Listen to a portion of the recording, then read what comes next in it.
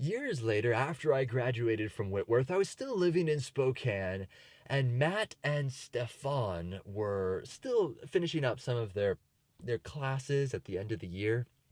They were living in an apartment complex, and kitty corner, this apartment complex, was Liz and myself, who we were married at that point. And so we would walk all the way over to the other side of this huge, massive apartment complex. Wow, it was like a prison. It was so huge. Um, I don't know why I associate hugeness with prisons, but regardless, we'd go all the way over to Matt and Stefan's apartment, and we would spend so much time over there playing Settlers of Catan, or what was that called? Munchkin. Great, irreverent games of luck and strategy and stabbing the other person in the back, and it was so much fun. Matt and Stefan's apartment was very nice. One of my most vivid memories, though, was they liked to recycle, but it took them a long time to actually purge the recycling from their house. So in the meantime, they would amass massive amounts of cardboard and semi-washed out jars of spaghetti sauce and sort of pile them in their dining room, which ended up spilling out into the living room.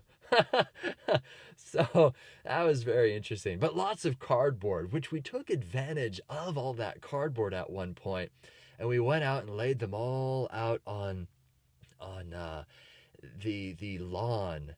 And we spray painted. If you've ever seen like the spray paint artwork that some street artists do, they make like planets and whales and stars and really cool landscapes, all with cans of spray paint, which is relatively cheap. So we went to Walmart and bought some spray paint, got carded for that because evidently you have to be over 18 to buy spray paint in Spokane, at least back then. And we laid out all the cardboard and big sheets of it, and we had so much fun with butcher paper and making these really cool shapes using these stencils. And then we actually ended up getting the cops called on us for some reason. Somehow people thought that we were up to no good, and they said, "Hey, these guys are out there with spray paint and they're spray painting cars." We were not. And the cop showed up and he said, "Hey guys, what are you doing?"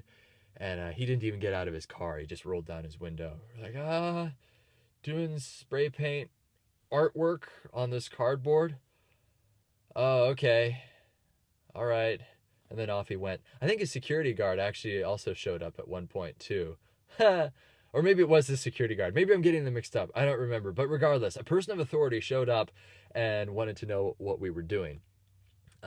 When we were at Walmart, this was very interesting because I'll never remember, and I don't know if it was that night that we got some beer, because we were 21 at that point.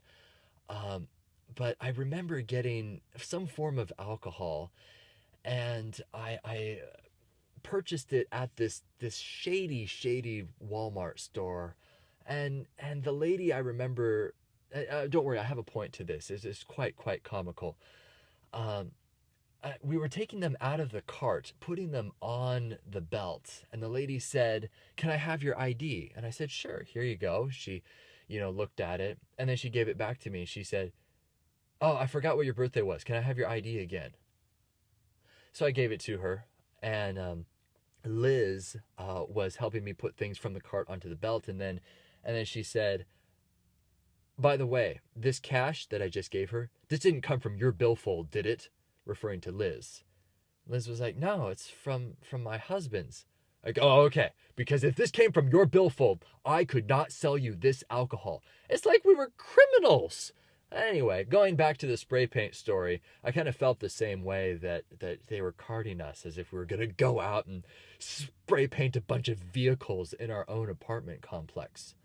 Go figure. Oh well. Graffiti, so much fun.